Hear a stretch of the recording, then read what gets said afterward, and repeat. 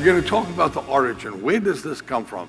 Does the care ministry and congregational care, there's something that I thought would be a good idea, and I came up with it one day? No. If it's not biblically founded, it has no value. So we need to go and discover, where does this come from? So whenever the Holy Spirit illuminates a truth, such as that of congregational care, its underlying precepts must be rooted and grounded in the Bible. If not, well-intentional initiatives can drift off easily into heresy. Our concept is based solidly on God's Word, and more specifically, draws its course from the Great Commandment, underlying Great Commandment. And we're going to unfold this truth in this module and explain where we anchor our conviction. Now your text will say, read chapter 3 in the Care Revolution again. That's in the textbook, the thick book.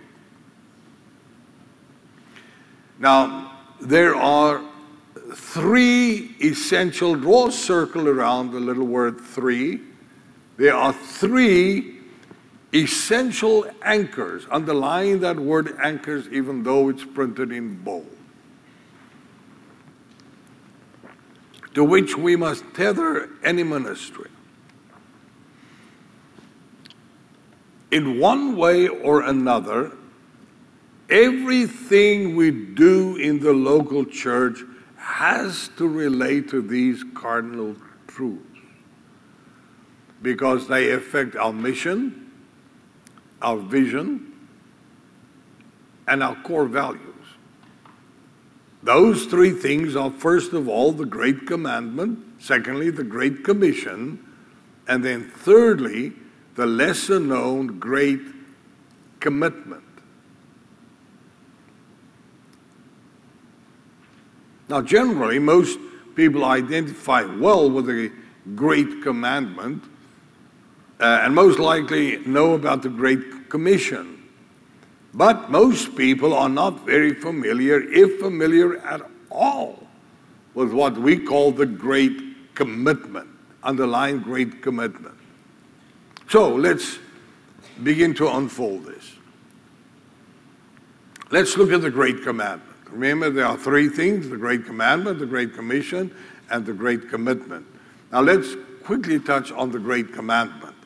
It's recorded in Matthew 22, verse 35. I'm going to read it really quickly because it's printed there. It says, then one of them, a lawyer, asked him a question, testing him, and saying, Teacher, which is the great commandment in the law? Listen to the question. Which is the great commandment in the law? Singular.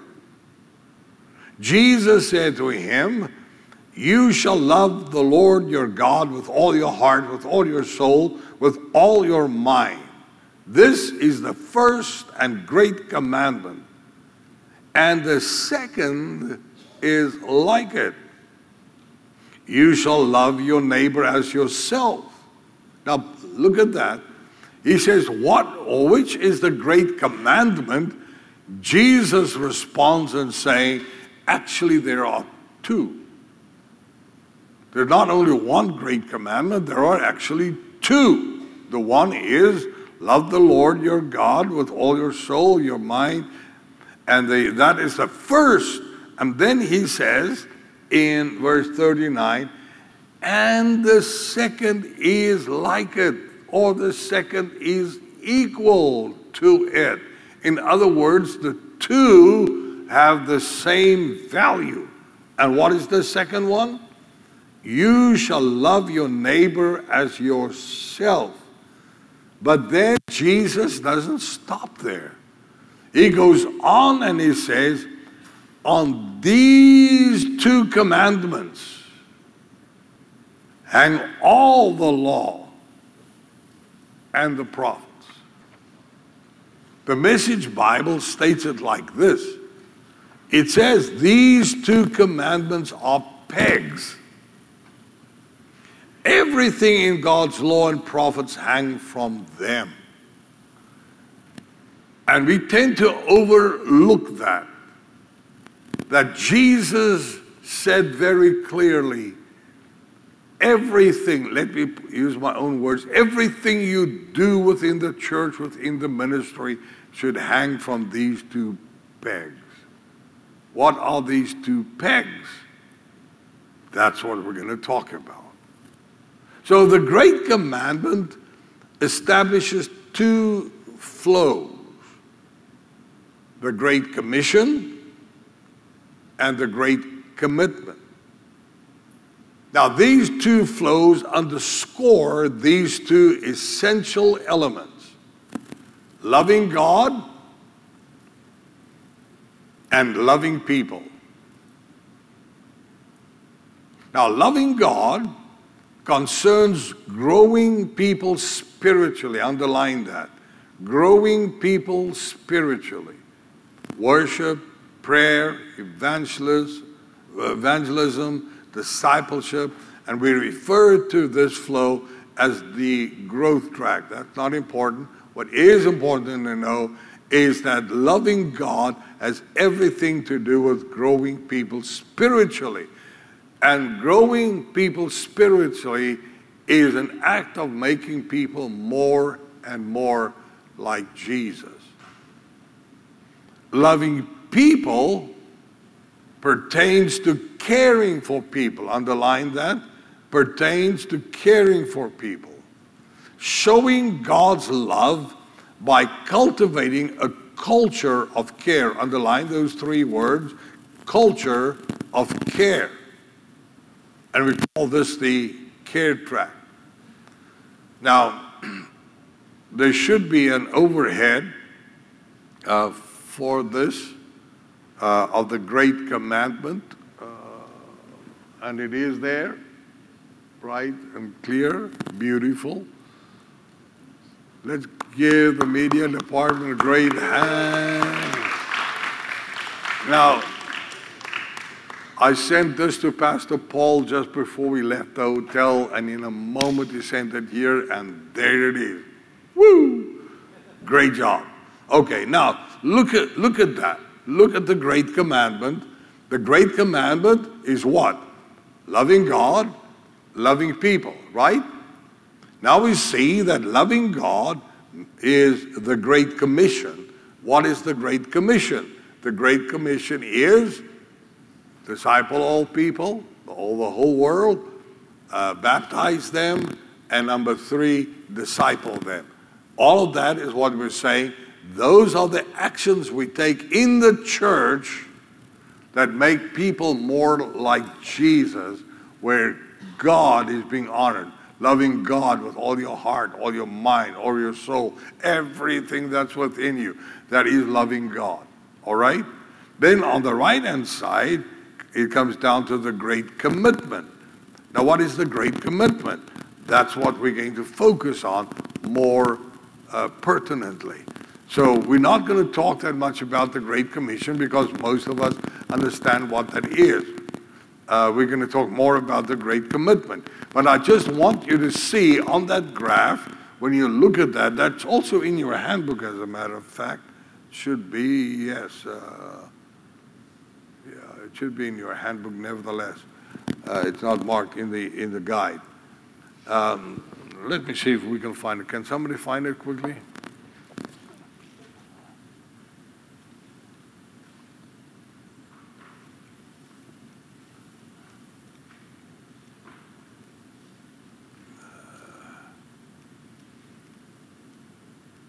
Perhaps it's only in the big book, only in the textbook. Okay. But it's in your guide, nevertheless. You can see it right there. So when you look at that, you see the two pegs. Number one is loving God. The other one is loving people. Loving God is developing the Great Commission, and loving people is developing the Great Commitment.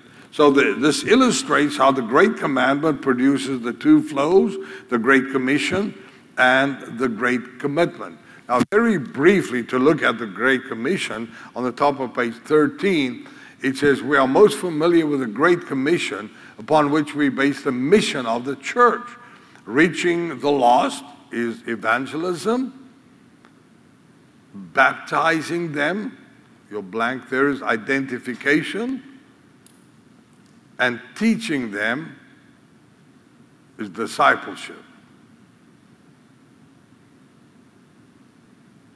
So the Great Commission, in actual fact, expresses our mission by means of evangelism, incorporation or identification, and discipleship.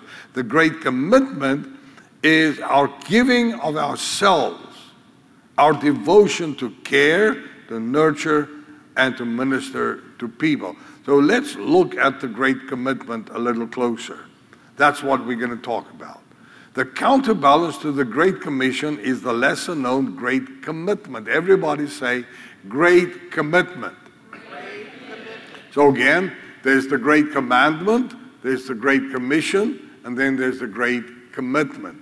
The Great Commitment is what we're going to pay attention to right now.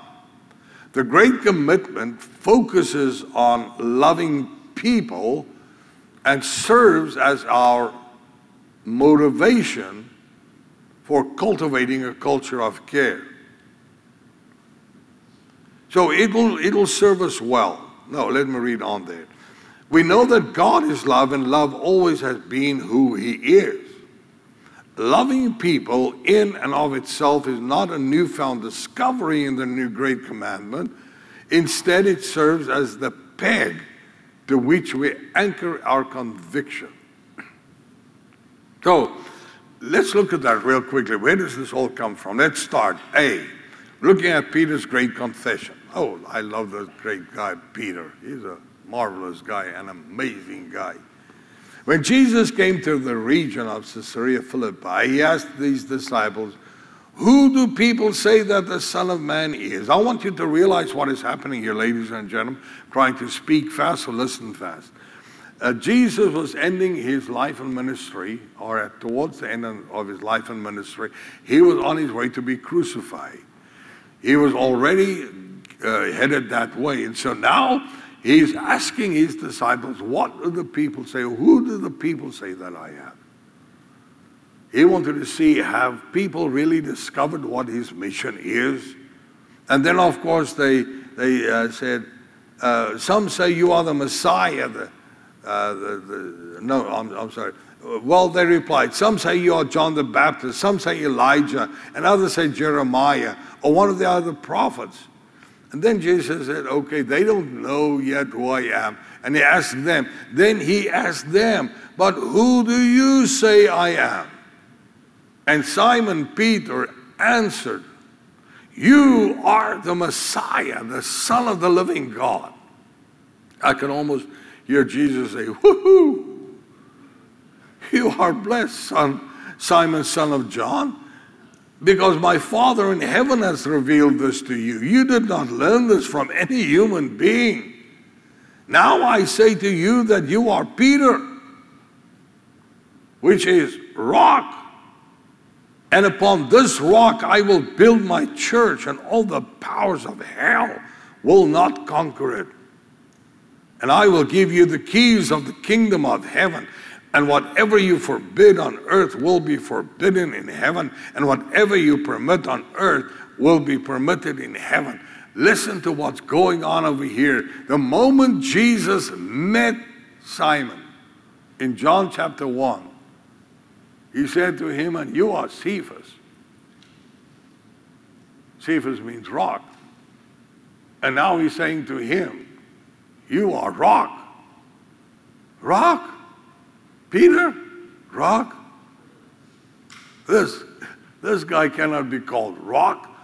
And I don't have time to go into too much of that. But other than that, I want to say to you, when Jesus said to him, Cephas, when Jesus said to him, Peter, which means rock, he said to him what he saw him becoming. He did not say to him who he was. When Jesus looks at you, he doesn't look at you at where you are. He looks at you at where you're going. and what you're going to become. But now look at this. Jesus, when Peter comes with this revelation, and Jesus says to him, flesh and blood did not reveal that to you. It must have been my Father. And he says, and you are Peter. You are rock. Petros, which means little rock. Because Jesus is the Petra, the big rock. Jesus is the big rock, and he says to Peter, but you are the little rock.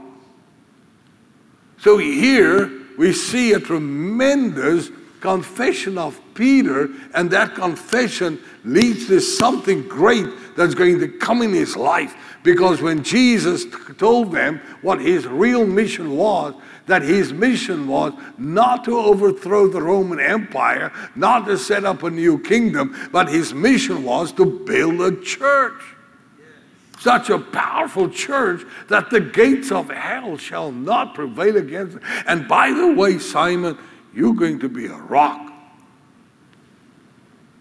Now, when Jesus said, I will build my church upon this rock, he did not mean he was going to build the church on Peter.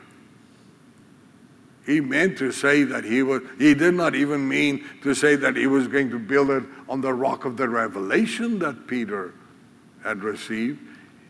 He was referring to himself as the Petra, and upon this rock I will build my church. Jesus never intended for Peter to be the rock. He never intended him to be the first pope either. Well, we'll see how that unfolds. But then, on top of page 14 is Peter's great denial. Now Jesus is led, trial is over, so they arrested Jesus, led him to a high priest's home, and Peter followed at a distance. The guards lit a fire in the middle of the courtyard. And isn't it amazing, ladies and gentlemen? Another sermon, I've got to always stop myself and not say too much. But here you see that Peter is following Jesus at a distance. And now you see the guards lit a fire. Whenever people start drifting away from Jesus, you will always find them standing around strange fires. Okay, now the sermon. The guards lit a fire, and they sat around, and Peter joined them. A servant girl noticed him in the firelight and began staring at him. Finally, she said, this man was one of Jesus' followers. Peter denied, woman, he said, I don't even know him. Liar. After a while, someone else looked at him and said, you must be one of them. No, man, I'm not. About an hour later, someone else insisted, this man must be one of them because he is a Galilean too. One of the translations says, because I can hear you are in your speech, you're a Galilean. And that translation says, and then Brother Peter even started to cuss so that they would not realize that here he's a follower of Jesus. But nevertheless, about an hour later, and Peter said, man, I don't know what you are talking about. And immediately while he was still speaking, the rooster crowed. At that moment, the Lord turned and looked at Peter, and suddenly the Lord's words flashed through Peter's mind. Before the rooster crows tomorrow morning, you will deny 3 times that you even know me. And here, the rock deny that he had ever known him. And now there's a tragedy. I wish we had more time. Peter running, crying, weeping, broken, realizing what he had done. But Jesus, when he called him Cephas, and when he called him Peter, he already knew that this rock is going to be a powerful rock in my church. So then we get to point number C, and it said Peter's great commitment. So when they had eaten breakfast, Jesus said to Simon Peter, Simon, son of Jonah, you see over here, doesn't call him Peter, doesn't call him Cephas, he calls him Simon, because now you're going to have to restore him back to his apostolic calling. So this is the moment now of his restoration. He denied Jesus 3 times, so now he has to be restored 3 times. So he says, Simon, son of Jonah, do you love me more than these? He said to him, yes, Lord, you know that I love you. He said to him, feed my lambs. Now please listen to this. When Jesus asked Simon, do you love me? And he said, yes. Jesus asked for a commitment. He does not say, go and rent the Jerusalem Colosseum and conduct a huge crusade. All he says to him, feed my lambs. He asks him a second time, Simon, son of Jonah, do you love me? He said to him, yes, Lord, you know that I love you. And a second time he said to him, he didn't say go raise the dead, make the lame to walk, open blind eyes. No, all he says is, tend my sheep. He said to him the third time, Simon, son of Jonah, do you love me? Peter was grieved because he said to him a third time, do you love me? And he said to him, Lord, you know all things. You know that I love you. And Jesus said to him, feed my sheep. Does not say, go and do miracles. He does not say any of that. He simply says, feed my sheep. Why was this happening? Jesus was getting ready to ascend to be with his Father. And he wanted to make sure that the sheep that he had come to die for would be taken care of once he had left. And that's why he had chosen this guy that had guts, although he was failing. He saw this guy that could take his stand. He called him Cephas. He called him Peter. He called him the Rock. And the main assignment, the commitment he asks of Peter is not to do miracles, but to take care of the flock, take care of the sheep. That's what I want you to do. So again, Peter denied Jesus 3 times, and Jesus restored him 3 times. And this restoration took Peter back to where Jesus declared him to be the great mission of Christ, to build his church. In the end, Jesus restored Peter by assigning an enormous responsibility to him. But there's something I want you to see. Look at that overhead, on the overhead again. Jesus was asking Peter to do what? He was asking for a commitment to take care of the sheep, to care for the sheep. But before he was willing to release the commitment to take care of the sheep, he asked 3 times, do you love me?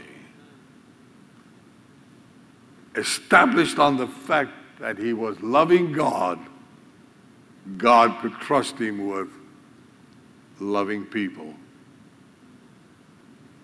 Loving God and loving people cannot be separated. And when we look at this great commitment, we suddenly realize how the two come together. God is getting ready. Jesus is getting ready to give the flock to the disciples. But he needed somebody that will take the lead. And that's why before he could do that, he wanted to say, but before I can give you that great commitment or assignment, I need to make sure that you love me. Please hear me, ladies and gentlemen. You will never be able to truly love people until you've learned how to truly love God. The more you love God, the more you will love people. And the more you love people, the more you will understand the love of God. But I'm going to try and rush quickly. So, understanding what we're talking about, this backstory is essential to help us understand that the Great Commitment is not subordinate to or less than the Great Commission. Both are subjects of the Great Commandment. The Great Commitment pertains to taking care of the flock, better known as shepherding the flock. Underline that, please. Shepherding the flock. So now, here is Peter, having made a commitment to take care of the flock 3 times in his restoration. We come to the great charge, because our hypothesis focuses on congregational care, taking care of God's flock.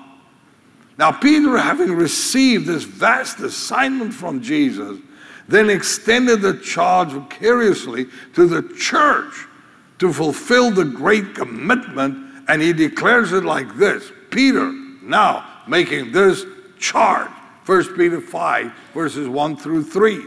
The elders who are among you, I exhort, I who am a fellow elder and a witness of the sufferings of Christ, and also a partaker of the glory that will be revealed. This is the charge.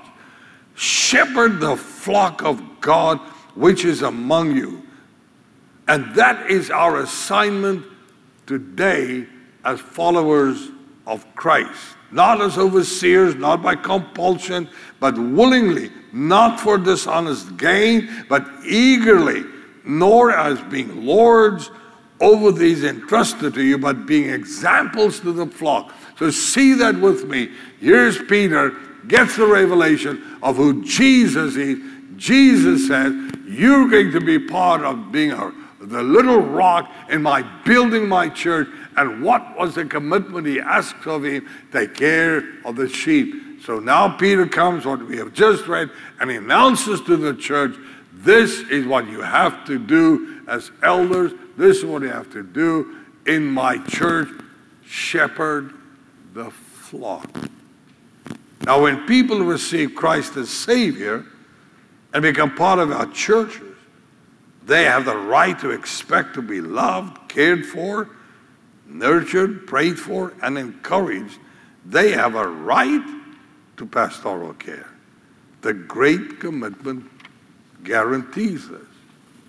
But there's something I don't want you to miss with this. I'm going to close.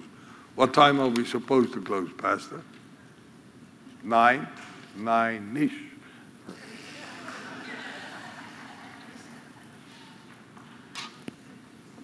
I love this part, the great reward. Don't miss this.